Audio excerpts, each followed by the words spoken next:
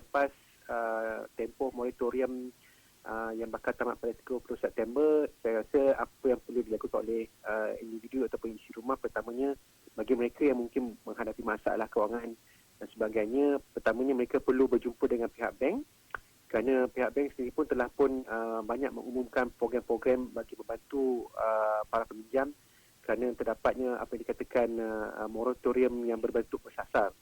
Jadi apabila mereka datang berjumpa dengan pihak bank, maka bolehlah dilakukan penstrukturan semula, penjaduan semula dan sebagainya, yang mana ianya boleh mampu untuk meringankan lagi beban kewangan bagi mereka yang menghadapi masalah kewangan lah. Jadi itu yang pertama sekali lah. Kedua, setelah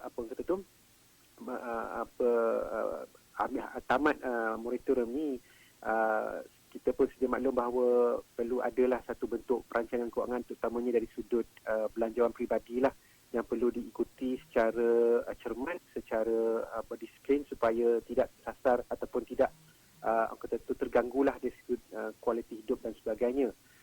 Dan ketiga, mungkin perlu mencari, kalau perlu menambahkan pendapatan, bagi saya tidak salah rasanya sekiranya seseorang itu cuba untuk menceburi dalam bidang perniagaan secara sambilan, kerana sekarang ini dengan bantuan teknologi, bagi seseorang itu mampu untuk melakukan suatu perniagaan secara sambilan, dan kita dapati dengan teknologi juga dari sudut capaian pasar itu lebih lagi menyeluruh, dan dengan bantuan teknologi juga mampu untuk meningkatkan teknik pemasaran dan dapat menghasilkan penjualan yang lebih efektif lah.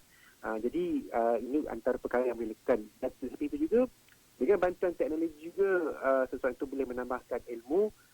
Tadi saya sebut tentang perniagaan, mungkin kalau nak mendalami perniagaan, saya rasa banyak beberapa agensi kerajaan yang menawarkan kursus-kursus jangka pendek untuk mendalami ilmu pengetahuan dalam bidang keusahawanan.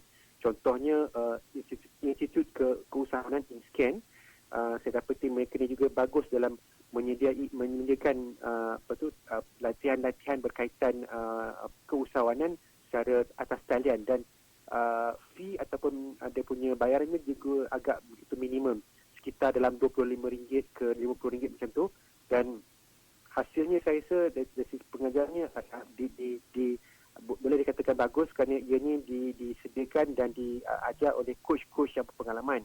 Jadi saya kira pasca moratorium yang bakal pada 30 September ini, seharusnya seseorang itu perlu cakna tentang apakah peluang-peluang yang ada untuk meningkatkan diri yang lebih baik lagi lah.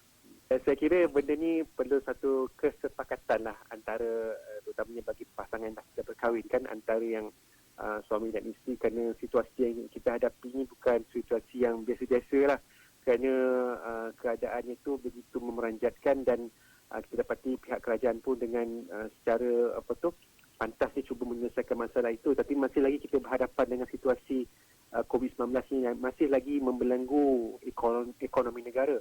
Jadi saya rasa perlu ada satu kompromi antara sepasang suami isteri dalam mencari jalan kata sepakat supaya setiap permasalahan itu dapat dirungkai dengan sebaik-baiknya lah. Kerana saya percaya setiap masalah itu ada jalan penyelesaian. Cuma sebagai suami isteri ataupun sebagai satu ahli dalam isi rumah itu, mereka betul bertindak sebagai satu team player lah.